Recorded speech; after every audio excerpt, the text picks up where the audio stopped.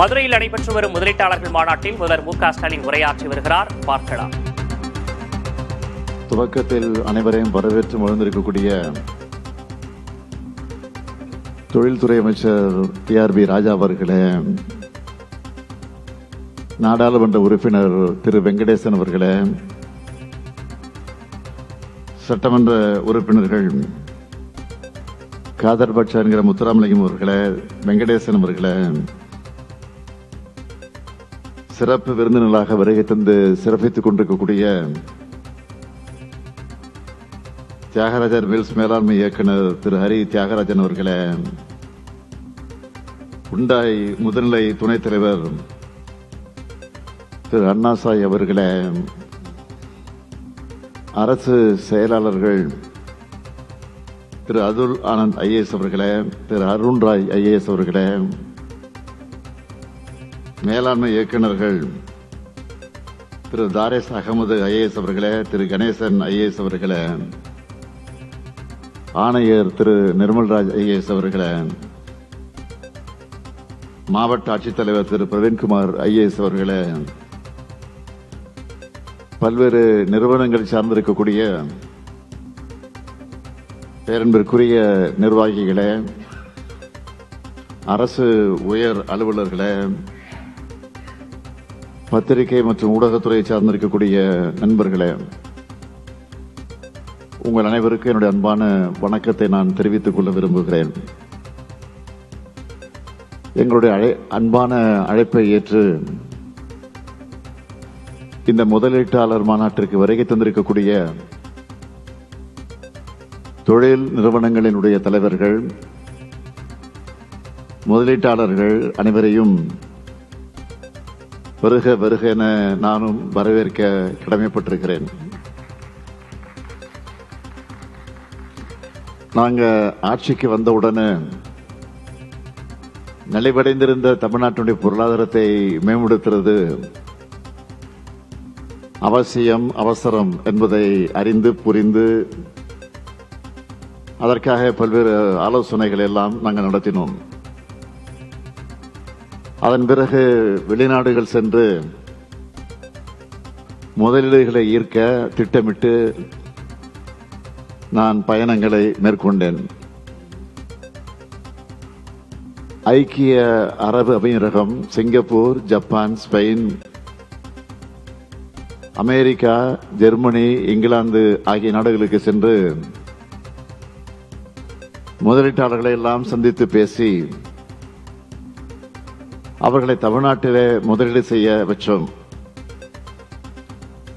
முதலீட்டாளர்களின் முதல் முகவரி தமிழ்நாடுதான் என்ற நிலையை உருவாக்கினோம். அதனை உறுதிப்படுத்துகிற வகையில் தமிழ்நாட்டின் முக்கிய நகரங்களில் தமிழ்நாடு ரைசிங் என்ற மாநாடுகளை தொடர்ந்து நடத்தி கொண்டு வருகிறோம். அதன்படி தூத்துக்குடியில, ஒசூரிலே, கோவை நகரங்களில் முதலீட்டாளர் மாநாடை நடத்தணும். அதன் தொடர்ச்சியாகத்தான் இன்று மதுரையில இந்த முதலீட்டாளர் மாநாட்டை நடத்தி கொண்டிருக்கிறோம். இந்த மாநாட்டின் மூலமாக 91 புரிந்துணர்வு ஒப்பந்தங்கள் மூலமாக 36,660 கோடி ரூபாய் முதலீடு ஈர்க்கப்பட்டு 56,766 பேருக்கு வேலை வாய்ப்பும் உருவாக்கப்படுகிறது. தமிழ்நாட்டினுடைய வளர்ச்சி பயணத்தில் உங்களுடைய ஒவ்வொருத்தருடைய பங்கும் மிக அவசியம். மாநிலம் முழுவதும் சீரான வளர்ச்சி, மாவட்டங்கள் தோறும் பரவலான வளர்ச்சின்னு சொன்னதை எங்களுடைய செயல்கள் மூலமாக நிரூபித்து காட்டியிருக்கிறோம். ஆட்சி பொறுப்பு ஏற்றதிலிருந்து இதுவரை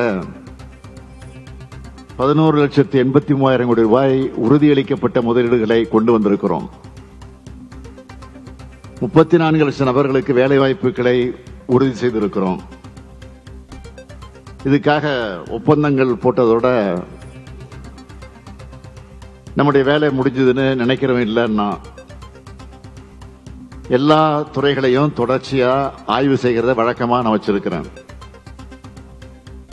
புரிந்துணர்வு ஒப்பந்தம் மேற்கொள்ளப்பட்ட திட்டங்கள்ல 80 விழுக்காட்டுக்கும் மேற்பட்ட திட்டங்கள் நிறைவேற்றப்பட்டிருக்கு. இந்தியாவில் வேற எந்த மாநிலத்திலையும் இந்த அளவு அவுட்புட் காமிச்சது இல்லை. நானும் சரி, இங்க அமைச்சராக இருக்கிற TRV ராஜா அவர்களும் சரி, ஒப்பந்தங்கள் எல்லாம் செயல்பாட்டுக்கு வரணும் என்பதில் கண்ணும் கருத்துமாக இருப்போம். அப்படித்தான் நேற்று முன்தினம் வியட்நாமுக்கே போய் தம்பி TRV ராஜா அவர்கள் மின்சார இருசக்கர வாகனங்கள் மற்றும் மின்சார பேருந்துகள் தயாரிக்கிற வின்பாஸ்ட் தொழிற்சாலையை நம்ம தூத்துக்குடிக்கு கொண்டு வந்திருக்கிறார். முதலீடுகள்லாம் சாதாரணமாக கிடைச்சிடாது. முதலமைச்சர் கேட்டார் என்பதற்காக மட்டும் யாரும் முதலீடு செய்ய முன் வர மாட்டாங்க. முதலீடுகள் செய்யறதுக்கு முன்ன அந்த மாநிலத்துடைய கொள்கைகள் என்ன, மனிதவளத்திறன், உட்கட்டமைப்புகள், சட்டம் ஒழுங்கு, நிர்வாகத்திறன் மற்றும் நீண்டகால நிலைத்தன்மை போன்ற அனைத்தையும் நுணுக்கமா ஆய்வு செஞ்சு தங்கள் வணிக நோக்கங்களுக்கு மிகவும் பொருத்தமான இடத்தை தான் முதலீட்டாளரான நீங்க தேர்வு செய்வீங்க.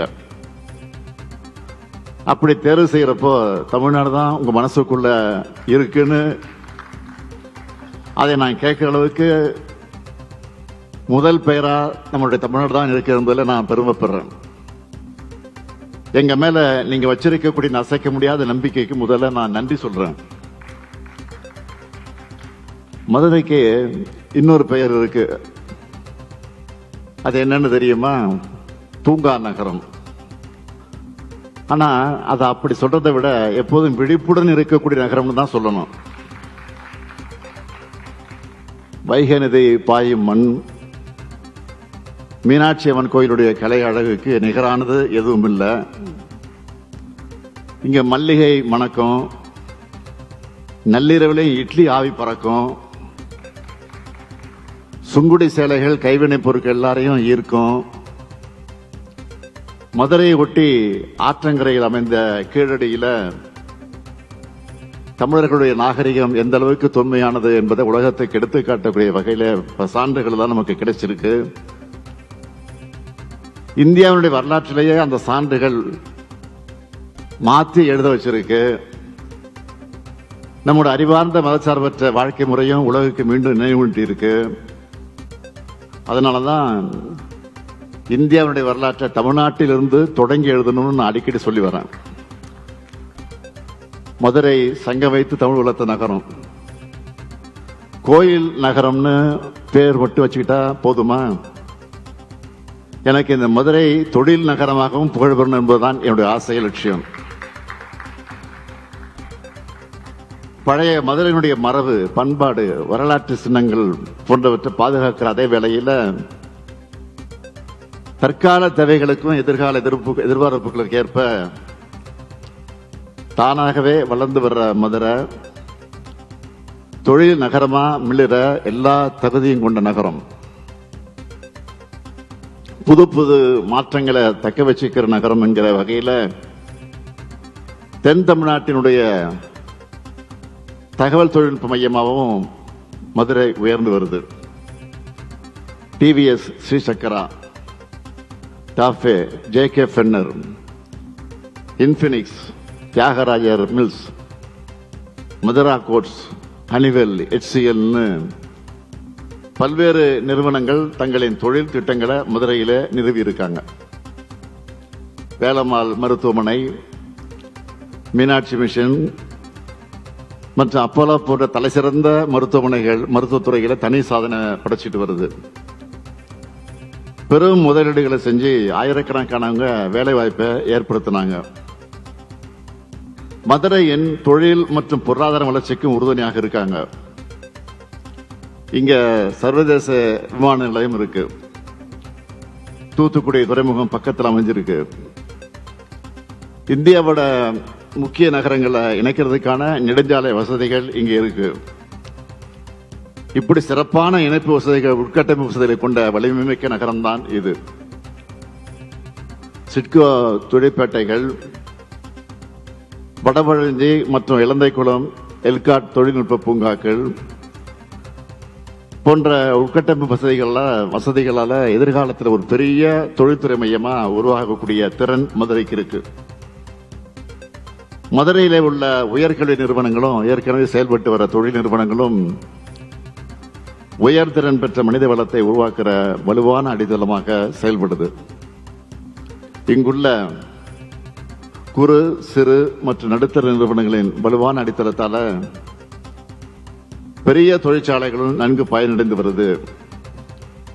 நம்ம அரசு ஆட்சி பொறுப்பேற்றது முதல்ல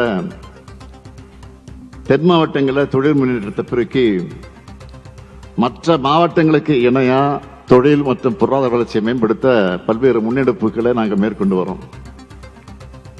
தமிழ்நாடு அரசு ஒன்றிய அரசோடு இணைந்து விருதுநகர் மாவட்டத்தில் 1893 கோடி ரூபாய் முதலீட்டில் 1052 ஏக்கர் பரப்பளவுல PM மித்ரா ஒருங்கிணைந்த ஜவுளி பூங்காவை உருவாக்கி வருது. இந்த பூங்கா முழுமையாக செயல்பாட்டுக்கு வரும்போது கிட்டத்தட்ட 1 லட்சத்துக்கும் மேற்பட்ட இளைஞர்களுக்கு வேலை வாய்ப்புகள் உருவாகும். முதலீட்டாளர்களுக்கு தேவையான அனைத்து உட்கட்டமைப்பு வசதிகளும் இந்த பூங்காவில் மேற்கொள்ளப்பட இருக்கு. இந்த முன்னெடுப்பு மாநிலத்தின் ஜவுளி உற்பத்தியை அதிநவீனமாக்கி மேம்படுத்தும். விருதுநகரின் தொழில் வளர்ச்சிக்கு ஒரு பெரிய உந்து சக்தியாக விளங்கும்னு நான் முழுசா நம்புறேன். தேனி மாவட்டத்தில் 424 ஏக்கர் பரப்பளவில் ஒரு பொது பொறியியல் பூங்கா மற்றும் மெகா உணவு பூங்கா அமைக்கப்பட்டிருக்கு. சிவகங்கை மாவட்டத்தில் இலப்பைக்குடி பகுதியில் 108 ஏக்கரும், கழனிவாசல் பகுதியில் 102 ஏக்கரும் தொழிற்பூங்கா உருவாக்குவதற்கு ஒதுக்கப்பட்டிருக்கு. சென்னை கோயம்புத்தூரில் நிறுவப்பட்ட டைடல் பூங்காக்களின் பெரும் வெற்றியை தொடர்ந்து தகவல் தொழில்நுட்ப சூழலை விரிவுபடுத்துகிற வகையில் 2ஆம் மற்றும் 3ஆம் நிலை மாநகரங்களிலும் டைடல் பூங்காக்களை நிறுவுவதற்காக முடிவெடுத்தோம். மதுரை மாவட்டத்தில் 314 கோடி ரூபாய் மதிப்பிலான டைடல் பூங்கா அமைக்கப்பட்டு வருது. மதுரை மாவட்டம் மட்டுமல்ல, சிவகங்கை மாவட்டத்திலும் டைடல் நியோ பூங்கா நிறுவப்பட்டு வருது. விருதுநகர், திருநெல்வேலி மற்றும் கன்னியாகுமரி ஆகிய தென் மாவட்டங்களிலும் டைடல் நியோ பூங்காக்கள் நிறுவ திட்டமிட்டிருக்கோம். ராமநாதபுரம் மாவட்டத்தில் புதிய விமான நிலையத்தை அமைக்கிற முயற்சிகளை மேற்கொண்டு வரோம். தூத்துக்குடி, ஓசூர், கோயம்புத்தூர் நகரங்களில் மேற்கொள்ளப்பட்ட முதலீட்டாளர் மாநாடுகள் மட்டுமே கிட்டத்தட்ட 1 லட்சம் கோடி ரூபாய் உறுதி செய்யப்பட்ட முதலீடு கிடைச்சிருக்கு.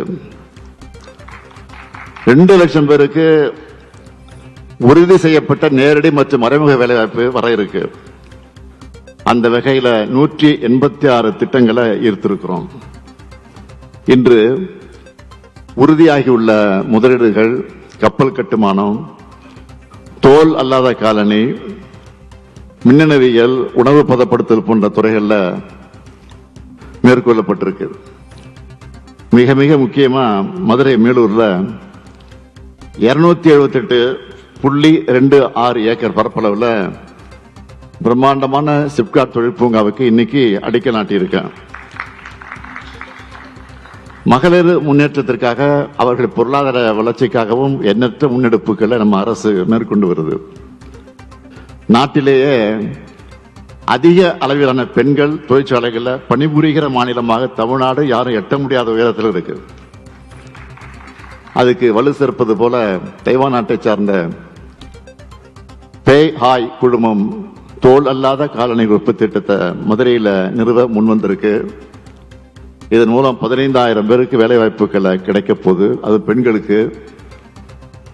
சிறிய அளவிலான சிப்பிலிருந்து பெரிய அளவிலான ஷிப் வர எல்லா துறைகளிலையும் தமிழ்நாடு தன்னம்பிக்கையோட தன்னிறைவு பெற்று தலை நிமிர்ந்து இருக்கிற காலமா திராவிட மாடல் ஆட்சி காலம் அமைஞ்சிருக்கு. இன்றைய தினம் உண்டாய் நிறுவனமும் தன்னுடைய கப்பல் கட்டுமான திட்டத்துக்கான புரிந்துணர்வு ஒப்பந்தத்தை மேற்கொண்டிருக்கு. கப்பல் கட்டுமான துறையில தமிழ்நாட்டை முன்னிலைப்படுத்துகிற இந்த முதலீடு மற்ற மாநிலங்களை ஊக்குவிக்கிறதோட உதிரி பாகங்கள் உற்பத்தி நிறுவனங்களையும் ஈர்க்கக்கூடியதா இருக்கும். ஹுண்டாய் மோட்டார்ஸ் நிறுவனம் தமிழ்நாட்டின் வாகன துறையில எத்தகைய வளர்ச்சி ஏற்படுத்துச்சோ அதே போல உண்டா நிறுவனத்தின் கப்பல் கட்டுமான நிறுவனமும் பெரும் வளர்ச்சியை உறுதியாக ஏற்படுத்தும். SFO டெக்னாலஜிஸ் நிறுவனம் பொறியியல், மின்னவியல் மற்றும் தகவல் தொழில்நுட்ப தீர்வுகளில் முன்னணி நிறுவனங்கள ஒன்னா இருக்கு. இந்த நிறுவனம் மின்னணு உதிரி பாகங்கள் உற்பத்திக்கான விரிவாக்க திட்டத்தை தேனியில் மேற்கொள்ள இருக்கு. அதுக்கான புரிந்துணர்வு ஒப்பந்தம் இன்று மேற்கொள்ளப்படுது. இப்படிப்பட்ட உயர் தொழில்நுட்ப நிறுவனங்களை தமிழ்நாட்டுக்கு கொண்டு வருவதில் மகிழ்ச்சி அடைகிறேன். தென் மாவட்டங்களில் ரிலையன்ஸ் இண்டஸ்ட்ரீஸ் நிறுவனம் பயோ எனர்ஜி துறையில் 11,000 கோடி ரூபாயை முதலீடு செஞ்சிருக்கு. இதற்கான புரிந்துணர்வு ஒப்பந்தம் மேற்கொள்ளப்பட்டிருக்கு. கீழடியின் பாரம்பரியத்திலிருந்து இன்றைய நாகரிகம் வர தன்னை தகவமைத்துக் கொண்டுள்ள இந்த மண் மனித நாகரிகத்தின் தளராத வளர்ச்சியை தன்னகத்தை தாங்கி நிற்கிறது. இந்த அனுபவங்களின் அடித்தளத்தில் 42 லட்சம் மக்கள், அந்த மக்கள் தொகையை எதிர்நோக்கி இருக்கக்கூடிய நகர் ஊரமைப்பு இயக்கம் DTCP தயாரித்துள்ள மதுரை மாஸ்டர் பிளான் 2024 இந்த புதிய நகர்ப்புற வடிவமைப்பை கொண்டிருக்கு. விளையாட்டு பொம்மைகள் உற்பத்தியில தமிழ்நாட்டை முன்னணி மையமாக மேம்படுத்தவும், விளாச்சாரை, அம்பாசமுத்திரம் போன்ற பகுதிகளை சேர்ந்த கலைஞர்களை பாரம்பரிய பொம்மை தயாரிப்பு திறனை உயர்த்தவும், அவளுக்கு புதிய சந்தமைப்பு வடிவமைப்பை மற்றும் முதலீட்டு வாய்ப்புகளை உருவாக்குற இன்றைய தினம் தமிழ்நாடு பொம்மை உற்பத்தி கொள்கையை வெளியிடுறதுல நான் பெருமை அடைகிறேன். தொழில் மற்றும் கல்வித்துறை சார்ந்து அறிவு பொருளாதாரம் உருவாகணும் தான் தமிழ்நாடு பல்கலைக்கழக ஆராய்ச்சி பூங்கா அறக்கட்டளை என்கிற புதிய நிறுவனத்தை அமைச்சிருக்கிறோம். புதுமையை ஆற தழுவி வரவேற்கும் மதுரை மண்டலத்தில் மதுரை காமராசர் பல்கலைக்கழகம் மற்றும் அந்த பகுதியில் உள்ள முக்கிய நிறுவனங்களோடு இணைந்து 13 கோடி ரூபாய் தொடக்க முதலீட்டில் பல்கலைக்கழக ஆராய்ச்சி பூங்காவுக்கான நடவடிக்கை தொடங்கப்பட்டிருக்கு. இந்த நிறுவனம் 2 கோடியே 25 லட்சம் ரூபாய் மானியத்தோட பயன்பாட்டு ஆராய்ச்சி திட்டங்களுக்கு நிதி அளிக்குது. இந்த திட்டங்களுக்கான முதல் தவணையாக 75 லட்சம் ரூபாய் ஆராய்ச்சியாளர்கள் இந்த நிகழ்ச்சியில் நான் வழங்கி இருக்கிறேன். தமிழ்நாட்டை $1 டிரில்லியன் பொருளாதாரமாக உயர்த்தும் குறிக்கோளோடு நாங்கள் பயணத்தை நடத்தி கொண்டிருக்கிறோம். இந்த பயணத்தில் முதலீட்டாளர்களின் பங்கு மிக மிக அவசியம், மிக மிக முக்கியமானது. இந்த தருணத்தில் தமிழ்நாட்டில் முதலீடுகளை விரிவாக்க திட்டங்கள் மேற்கொண்ட அனைத்து முதலீட்டாளர்களுக்கும் என்னுடைய நன்றியும் வணக்கத்தையும் இந்த மேடையில் தெரிவிச்சுக்கிறேன். உங்க ஆதரவு தொடரணும். உங்க வருங்கால திட்டங்கள் எல்லாத்தையும் தமிழ்நாட்டில் நீங்கள் மேற்கொள்ளணும். இன்று புரிந்துணர்வு ஒப்பந்தம் மேற்கொண்ட நிறுவனங்களுக்கு என்னுடைய வாழ்த்துக்கள். இணைந்து வளர்வோம், இணையற்ற வளர்ச்சியை பெறுவோம். நன்றி, வணக்கம். மதுரையில் முதலீட்டாளர்கள் மாநாட்டை தொடங்கி வைத்து முதல்வர் மு.க.ஸ்டாலின் உரையாற்றியதை பார்த்தும் தமிழகத்தில் இதுவரை முதலீடுகள் ஈர்க்கப்பட்டுள்ள விவரங்களை அவர் பட்டியலிட்டு பேசியிருக்கிறார். அதேபோன்று மதுரையின் சிறப்பம்சங்கள் குறித்தும் அவர் பட்டியலிட்டு பேசியிருக்கிறார். தூங்கா நகரம் இனி தொழில் நகரமாகவும் மாற வேண்டும் என்றும் தனது விருப்பத்தையும் அவர் தெரிவித்திருக்கிறார். அவர் பேசிய முழு விவரங்களையும் பின்னர் வரக்கூடிய செய்திகளில் நாம் விரிவாக பார்க்கலாம்.